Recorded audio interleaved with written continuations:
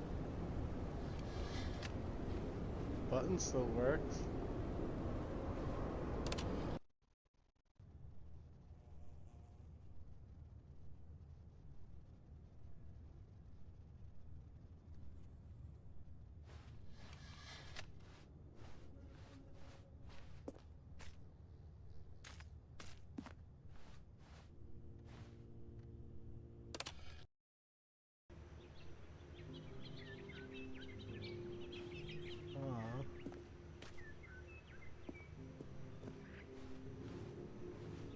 Like it.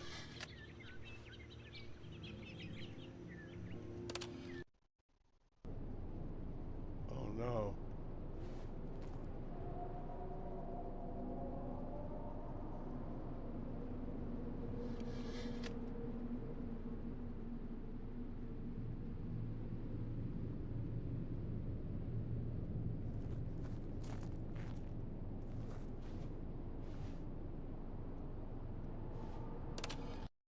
It's not good.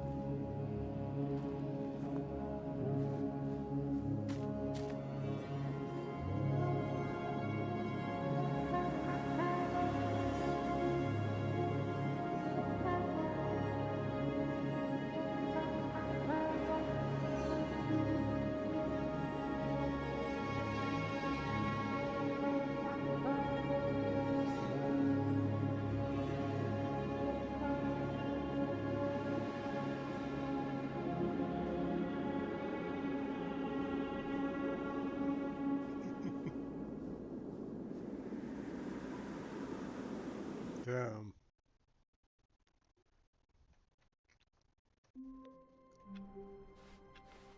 All of his co-workers were gone. What could it mean? Stanley decided to go to the meeting room. Perhaps he had simply missed a memo.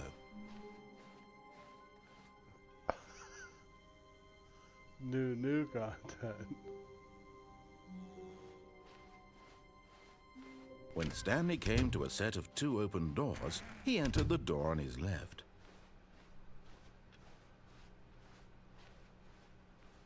Yet there was not a single person here either. Feeling a wave of disbelief, Stanley decided to go up to his boss's office. Coming to a staircase, Stanley walked upstairs to his boss's office.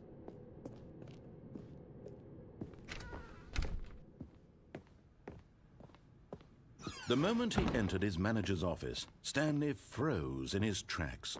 Not a living soul anywhere. Could he really be all alone?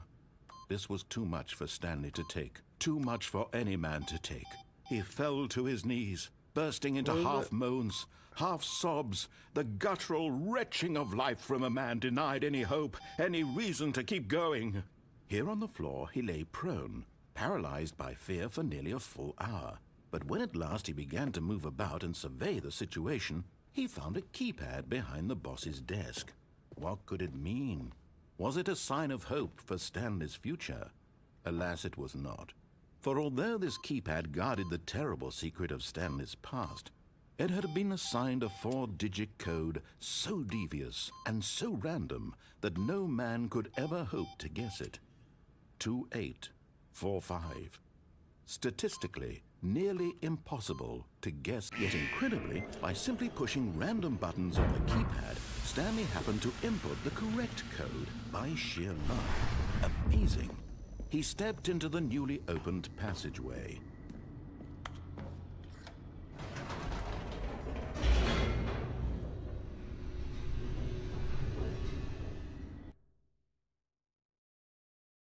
I don't know what's gonna happen this time. Stanley walked straight ahead through the large door that read Mind Control Facility. Although this passageway had the word escape written on it, The truth was that at the end of this hall, Stanley would meet his violent death. The door behind him was not shut. Stanley still had every opportunity to turn around and get back on track. At this point, Stanley was making a conscious, concerted effort to walk forward and willingly confront his death.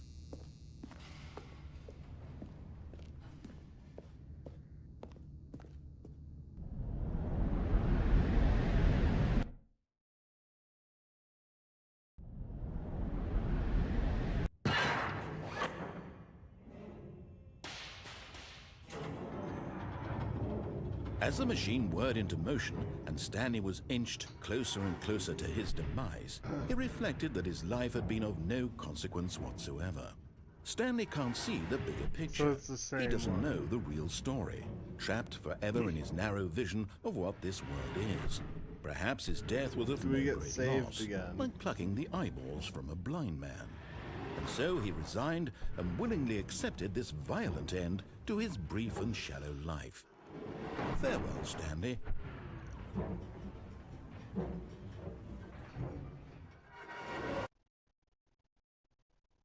Farewell, Stanley, cried the narrator, as Stanley was led helplessly into the We get enormous saved. metal jaws. In a single visceral instant, Stanley was obliterated as the machine crushed every bone in his body, killing him instantly.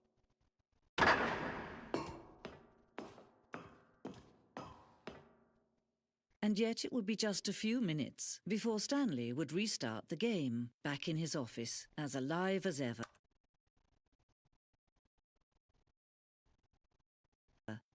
What exactly did the narrator think he was going to accomplish? Restart. Where you start over again?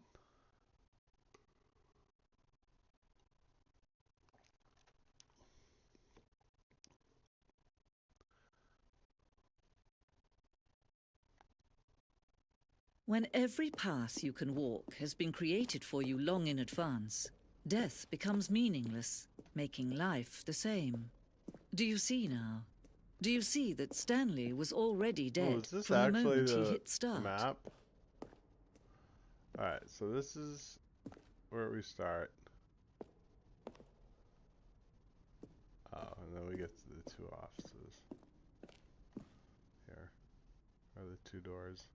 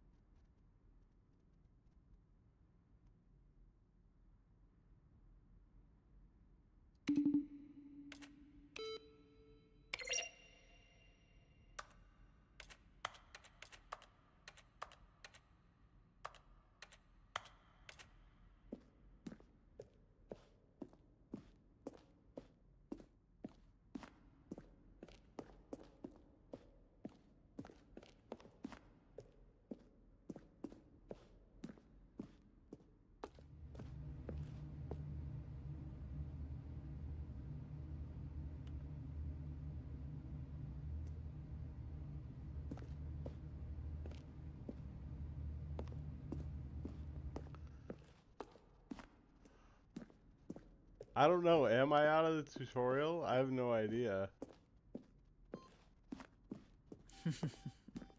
Oh, look at these two. How they wish to destroy one another. How they wish to control one another. How they both wish to be free.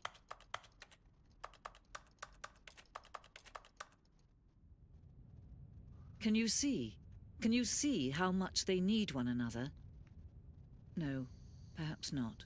Sometimes these things cannot be seen. But listen to me. I You mistakenly can still save these two. thought I You can could go stop the past program new before they content. both fail. Push see something escape else. and press quit. There's no other way to beat this game. As long as you move forward, you'll be walking someone else's path. Stop now and it'll be your only true choice. Whatever you do, choose it. Don't let time choose for you. Don't let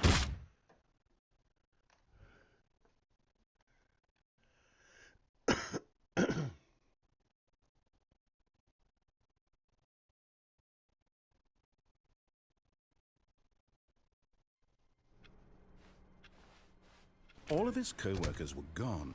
What could it mean? Stanley decided to go to the meeting room. Perhaps he had simply missed a memo.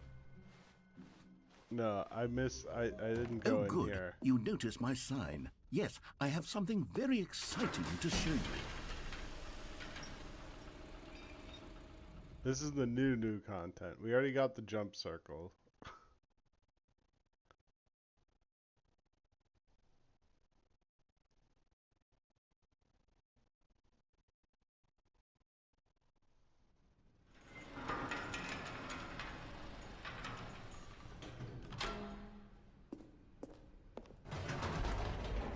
This is going to be very You see, exciting. Stanley, I've been reflecting on the Stanley Parable and about how roundly disappointing this ultra-deluxe version has turned out to be. The original Stanley Parable was a landmark, and any new content for it should live up to that legacy. So forget this ultra-deluxe nonsense. I say we take it one step even further. Which is why I'm very proud to announce for the first time ever, the Stanley Parable 2.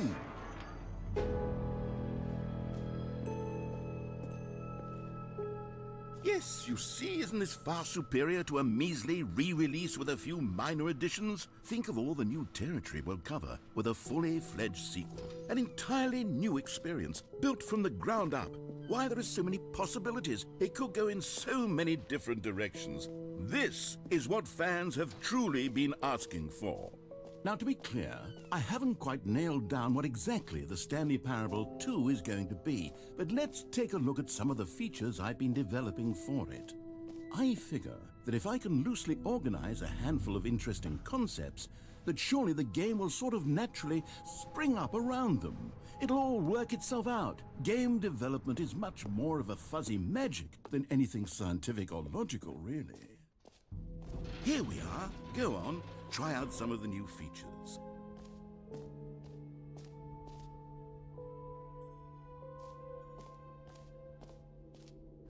For the Stanley Parable 2, I asked myself, what do players really want? And of course, the first and most obvious answer is that they want to be individually recognized and validated as people. So with that in mind, my first addition to the game is this button which speaks the name of the person playing the game. Isn't that wonderful? Jim. Sorry, I should have clarified. Right now, the button only says the name Jim. But of course, in the final game, this button will say your name, whatever name that is. Here, let's have you role-play as Jim to really simulate the full experience of this feature. Just play along. I promise you'll love it. Okay, here we go. Let's take a deep breath, clear your mind, forget whoever you are, and simply become a person named Jim.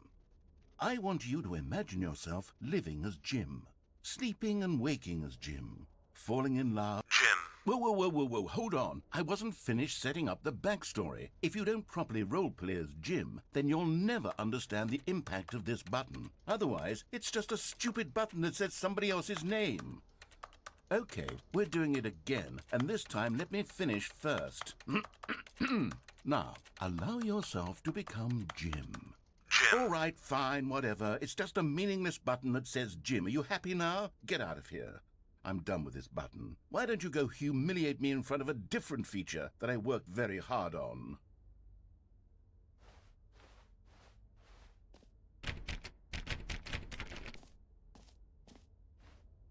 Jim. See, if you'd only played along, that would have been your name, the button says. But no.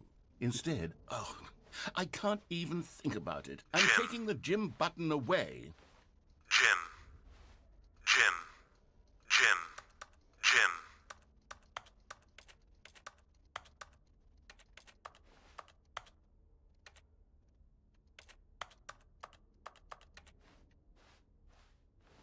Lame.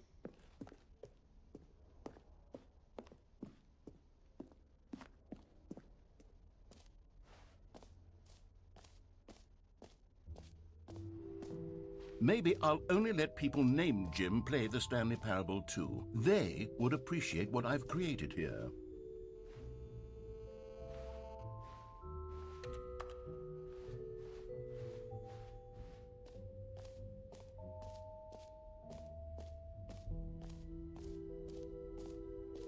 Okay, I'll be honest, I haven't yet decided on this one. I think that in the new version, the office could use a bit of decoration, like balloons. But I'm undecided on Get Well Someday and Happy 12th Birthday. Which would you go with? You know, sometimes when you solicit another person's opinion, it makes you realize that you knew which one you actually really wanted all along. Happy 12th birthday, step-niece, it is.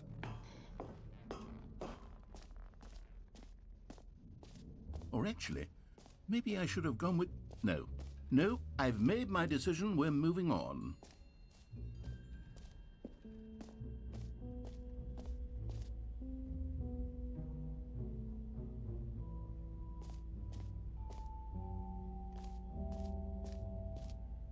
Stanley, here's an idea that I'm truly fond of. It's never been done before in a video game. This is, in fact, a hole that you can fall down forever. That's right. Infinite falling. You can fall until the end of time, if you like. A stunning leap forward for video games as a medium. You see, isn't it wonderful? One of my more ingenious concoctions, if I do say so. Now then, since you've gotten to see the infinite hole, you can press the teleport button to pop back up to the top, and we can continue onward. Now, I don't mean to be a bummer, but I do recommend you use the teleport button to go back to the top. Maybe do it on the sooner rather than later spectrum of things.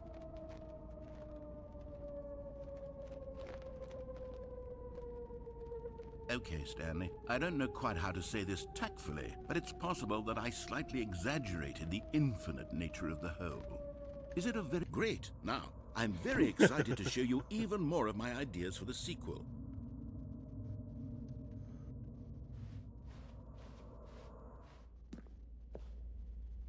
I like the infinite hole.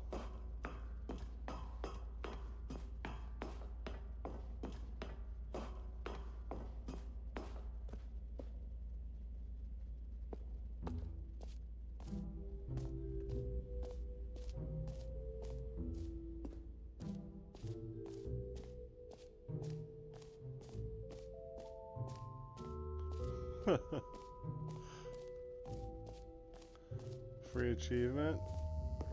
Now, here's something special. You remember that broken test achievement that got left in the game on accident? Well, I'm developing a technology to simply give you the achievement. Yeah.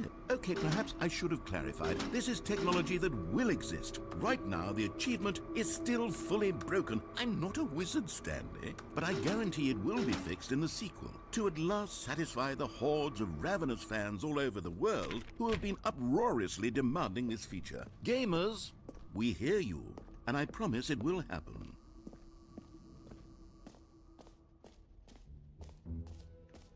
What else? What other exhibits haven't we seen yet?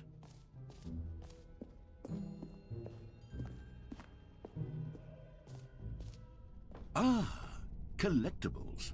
Now it's a real video game. In the Stanley Parable 2, you'll run around gathering up these miniature Stanley figurines. And what's truly innovative is that there will be no reward for collecting all of them.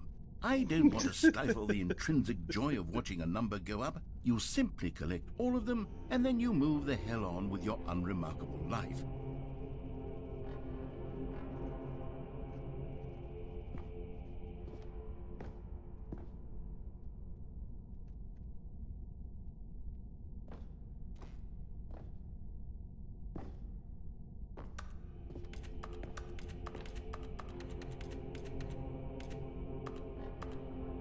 Are we...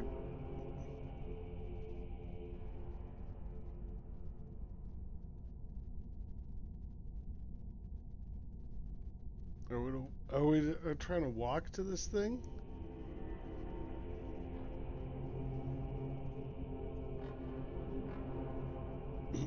This is actually creepy as hell.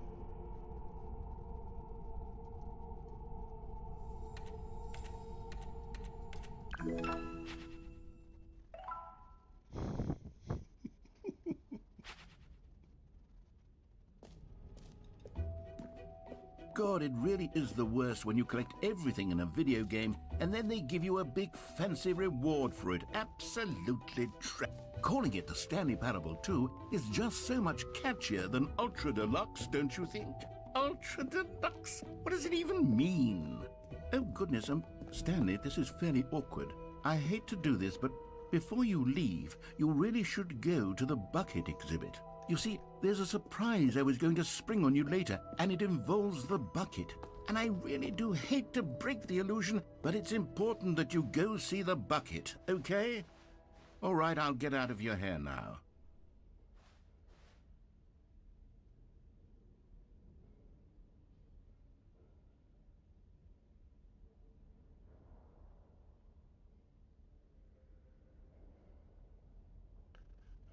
B2.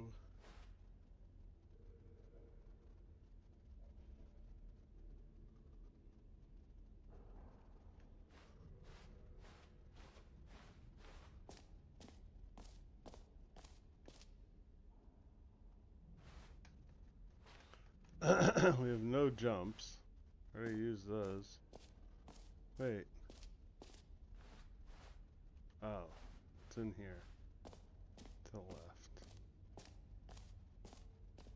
Bucket.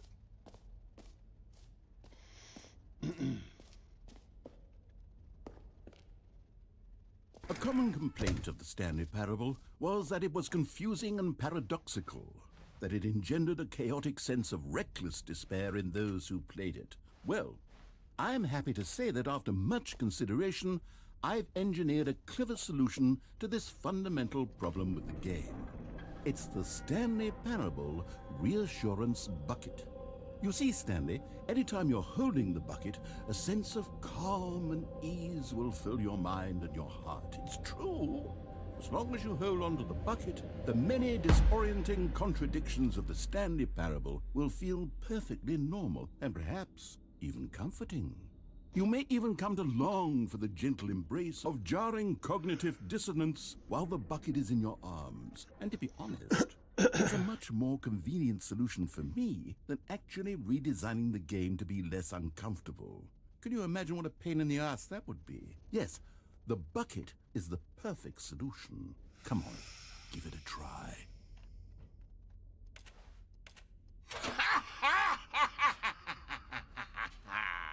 Can you feel it?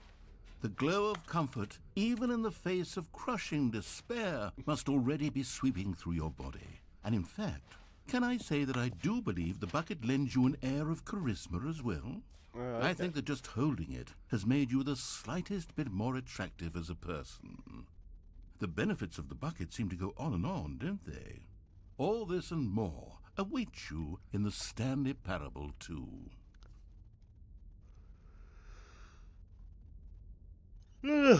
Shit.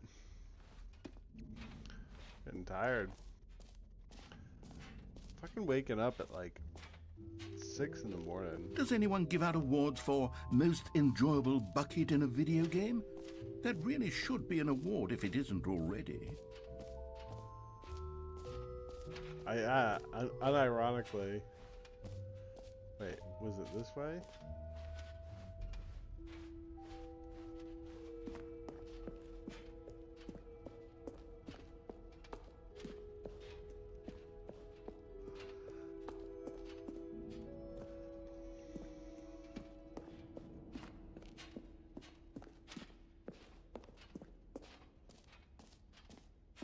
So, Stanley, what do you think?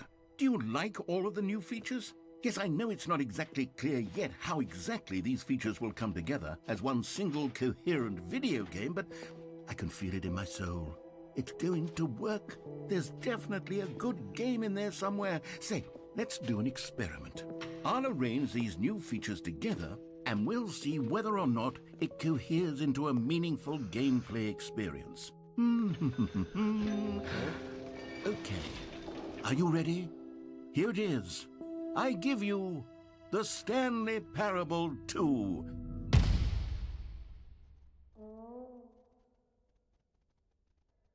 I mean, there's potential here, right? It's sort of... Okay, never mind. Hold on, let me do a different arrangement. Okay, yes. Yes, this is much better. I feel good about this. Here we go. Version 2. Who am I kidding, Stanley? This isn't a coherent video game at all. It's a lot of gags. And I do very much enjoy creating gags, but they don't add up to anything. I wanted more than anything to create a sequel that would capture all the magic of the first game. I wanted fans to love it. No matter how good these gags are, they won't stand on their own. They would need the structure and the gameplay of the original. Wait, maybe that's it. I can take the original Stanley Parable and simply, well, insert a few of my new features into it. Tastefully, of course. With respect. With care for the vision and integrity of the original game. Would it possibly work? I suppose it could. But it would need a really, really tremendous title screen. A title screen that says with bold and uncompromising conviction, "This is the Stanley Parable 2. Let me see if I can whip something up. All right, perfect. Go ahead. Take a look.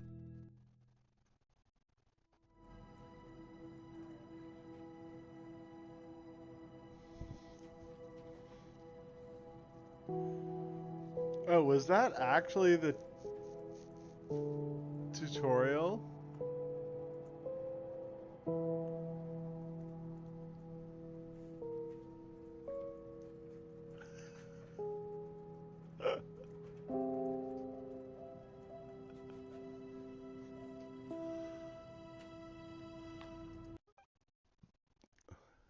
Let's go. This is the story of a man named Stanley. Stanley worked for a company in a big building where he was employee number 427. Employee number 427's job was simple. He sat at his desk in room 427 and he pushed buttons on a keyboard. It's gonna be exactly Orders came to the him same. through a I monitor know on it the is. desk, telling him what buttons to push, how long to push them, and in what order. This is what be employee exactly the 427 fucking did same. every I day know it. of every month of every year. And although others might have considered it soul-rending, Stanley relished every moment that the orders came in, as though he had been made exactly for this job. And Stanley was happy. And then one day, something very peculiar happened. Something that would forever change Stanley. Something he would never quite forget. He had been at his desk for nearly an hour when he realized that not one single order had arrived on the monitor for him to follow. No one had showed up to give him instructions, call a meeting, or even say hi. Never in all his years at the company had this happened, this complete isolation. Something was very clearly wrong. Shocked, frozen solid, Stanley found himself unable to move for the longest time. But as he came to his wits and regained his senses, he got up from his desk and stepped out of his office.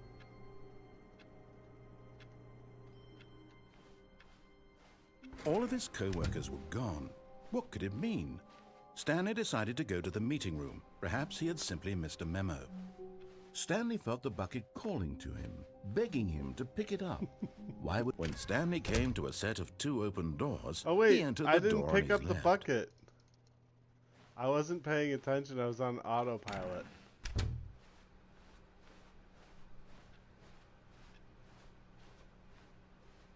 Yet there was not a single person here either.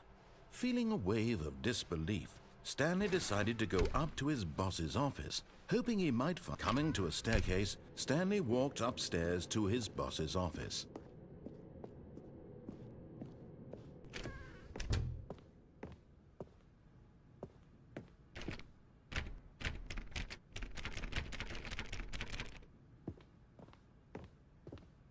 Stepping into his manager's office, Stanley was once again stunned to discover not an indication of any human shit. life.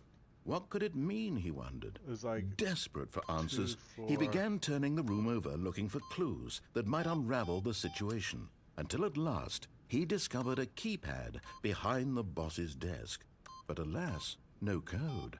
For this keypad guarded the terrible secret that lay buried below his feet. And so the boss had assigned it an extra secret pin number, 2845. But of course, Stanley could, yet incredibly, by simply pushing random buttons on the keypad, Stanley happened to input the correct code by sheer luck. Amazing. He stepped into the newly opened passageway.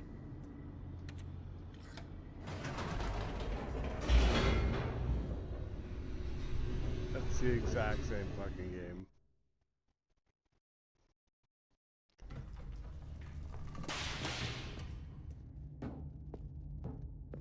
Stanley walked straight ahead through the large door that read Mind Control Facility.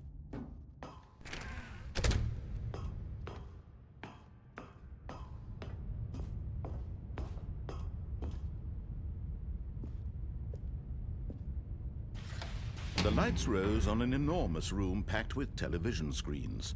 What horrible secret did this place hold? Stanley thought to himself. Oh, we turned Did he it have off the last strength time? to Can't find we out? we'll turn it on this time.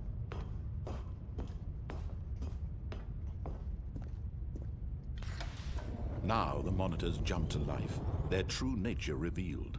Each bore the number of an employee in the building, Stanley's co-workers. The lives of so many individuals reduced to images on a screen, and Stanley, one of them, eternally monitored in this place where freedom meant nothing.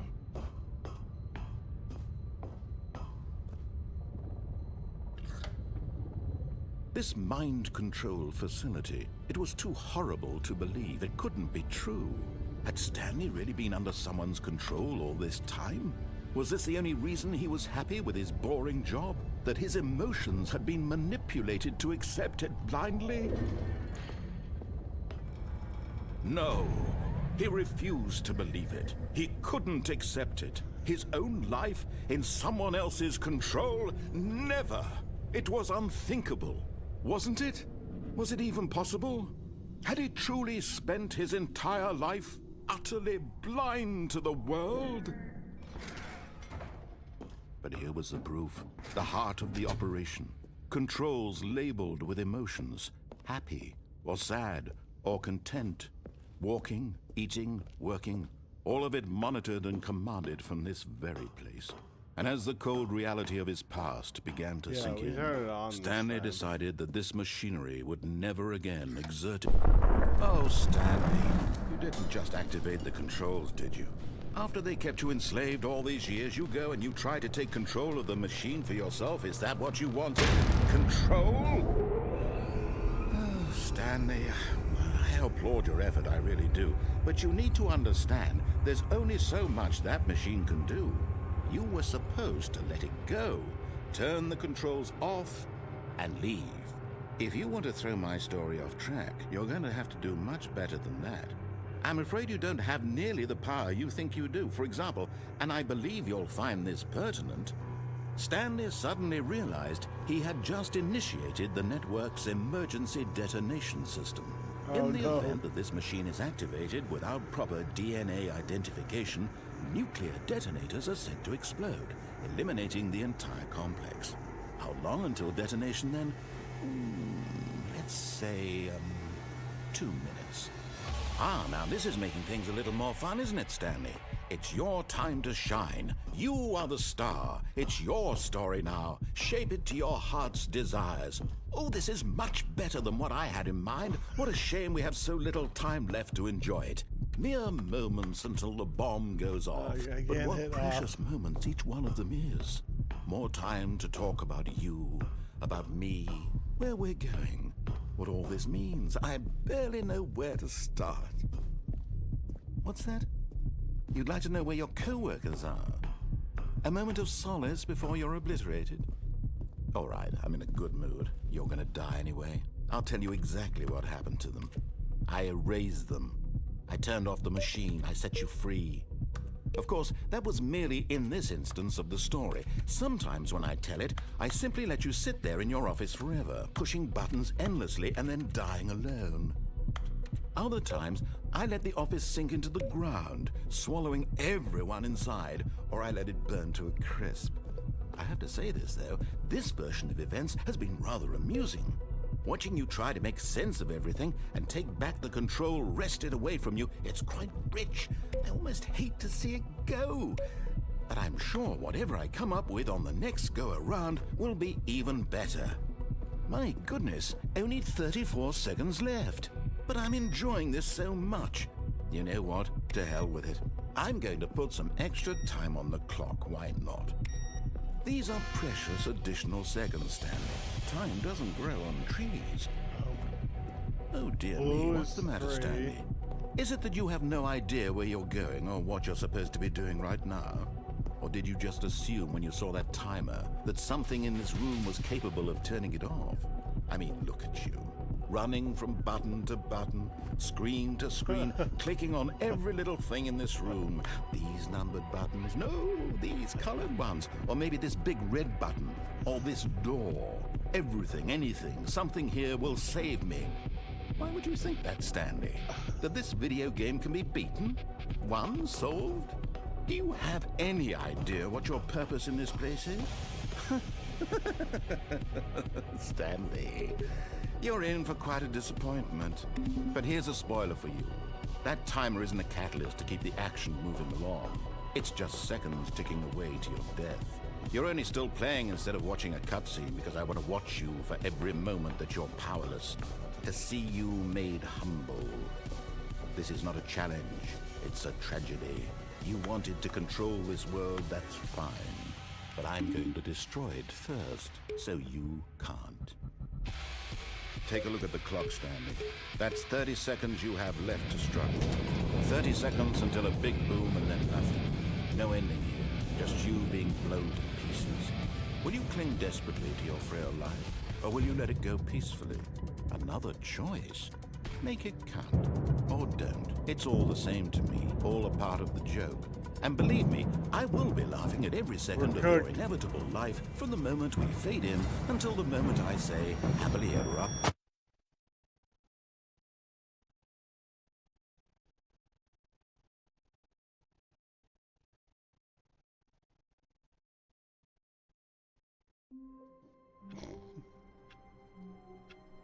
We're cooked. Alright, find a bucket. All of his co-workers were gone. What could it mean? Stanley decided to go to the meeting room. Perhaps he had simply missed a memo. Stanley picked up the bucket.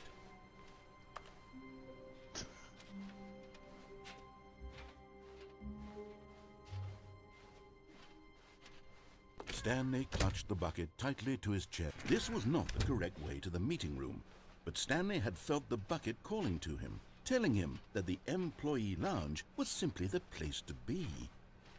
And here it was. Had the bucket turned out to be correct? Was this better than the meeting room? Yes, Stanley thought to himself. Yes, perhaps it truly was. How insightful the bucket turned out to be.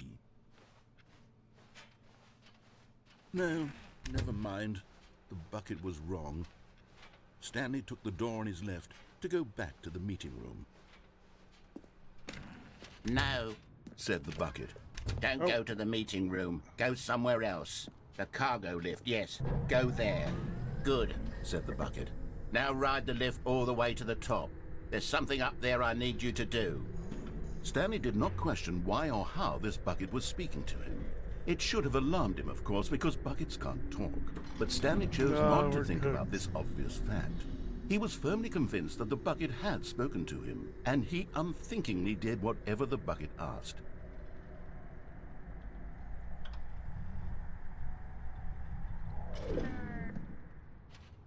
In here, said the bucket. Go into this dark room over here. Stanley once again obeyed blindly. Now pick up the phone, said the bucket. Pick up the phone, and it will take... This is the sad story of a man named Stanley and his bucket. Once upon a time, I gave Stanley a bucket because I thought he was lonely and could use a friend. And then, very distressingly, he began to believe the bucket could speak to him.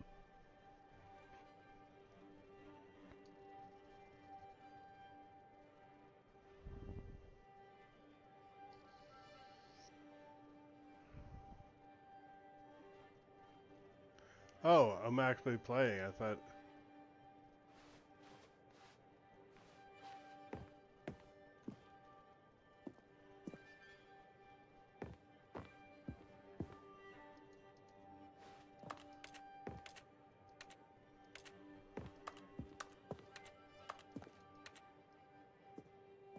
Are we?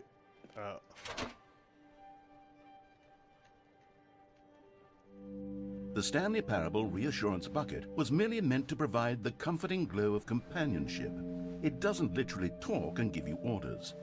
Whatever Stanley is hearing the bucket say to him is just in his head.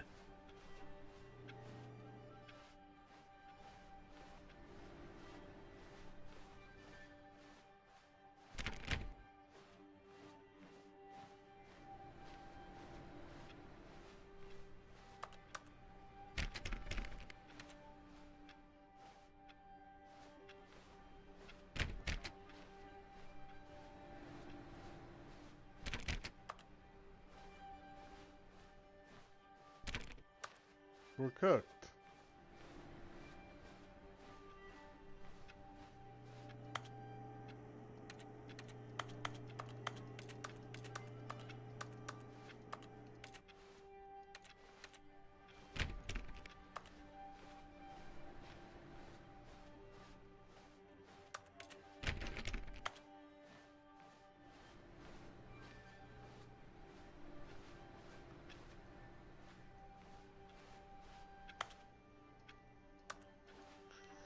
We're unironically cooked.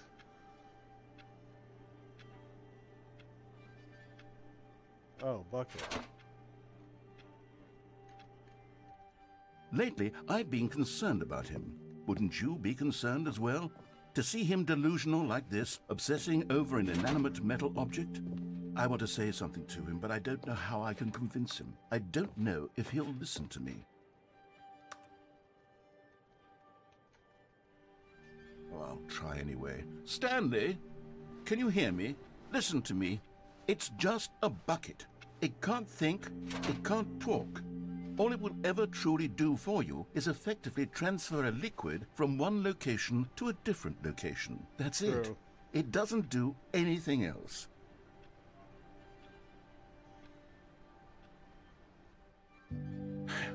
You see, he's not listening. He's still taking orders from the bucket. You know, once upon a time it was me he took orders from. Me he trusted and listened to. Now all he cares about is his awful bucket. This stupid hunk of metal. Where is my bucket? That's over here. It's sad. I suppose he doesn't need me anymore. From now on, he's just going to cling to this bucket, this cold, empty bucket, this sort of shiny bucket. Well, I'll give it this. The bucket does have a nice shine to it. Took my bucket. My mop.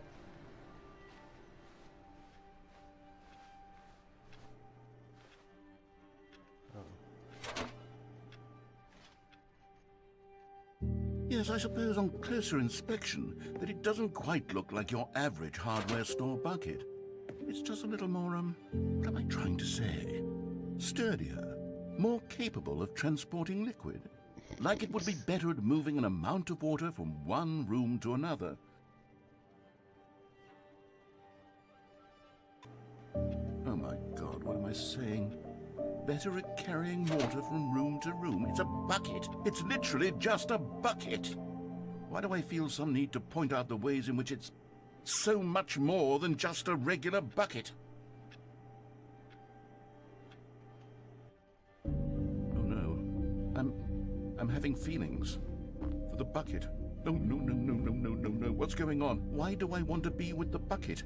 Hear what the bucket has to say. Do anything it asks. What's wrong with me? I don't understand. Perhaps if I had the bucket, this would be less confusing. Yes, the bucket could tell me what to do in this troublesome situation. Stanley, give me the bucket. Give it to me. Give me the bucket, Stanley. I need it. Give it to me now. Give it or I'll...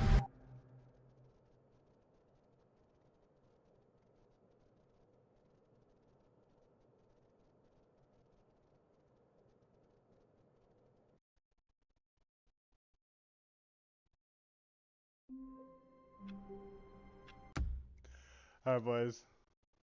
That's what I'm calling it.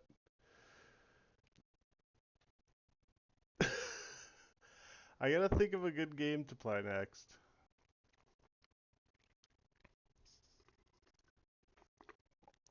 I don't think Red Dead will run on my PC. I was thinking Red Dead 2. This is not stoner friendly, no. Well, and I'm tired. I'm gonna get a good night's sleep tonight. I'm gonna sleep a lot. I'm not waking up until like late. But I gotta think of a game. I really thought we had at least a few more nights on Kingdom Come.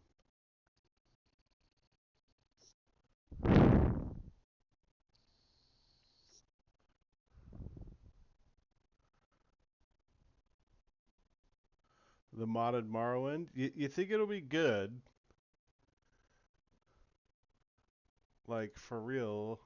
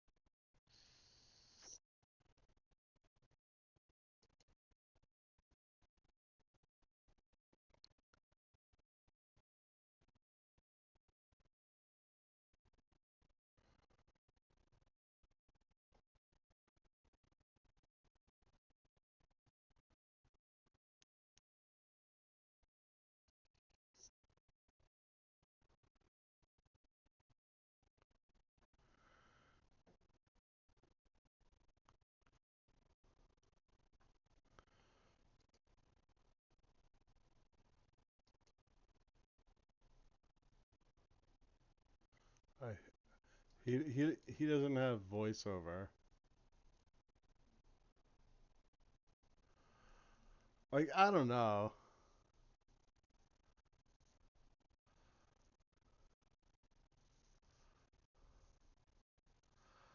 Like,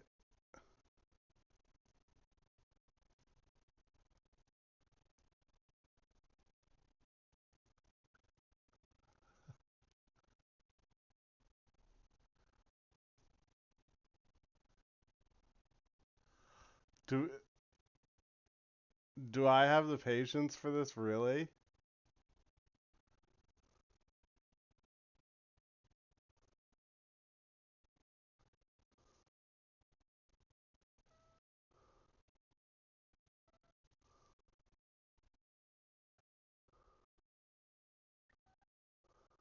I don't know if I have the patience for this.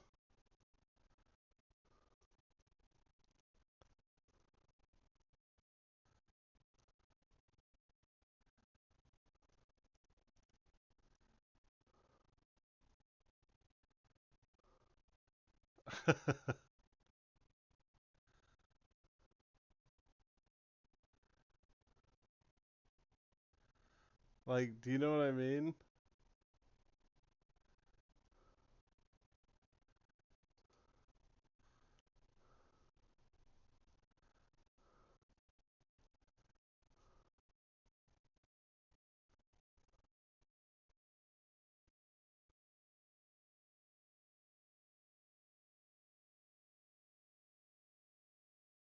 I don't know.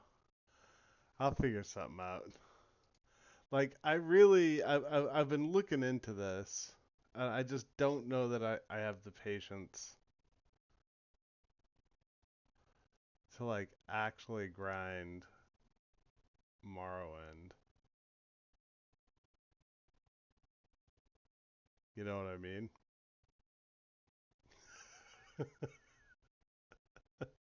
He actually does, yeah. Like with a haircut.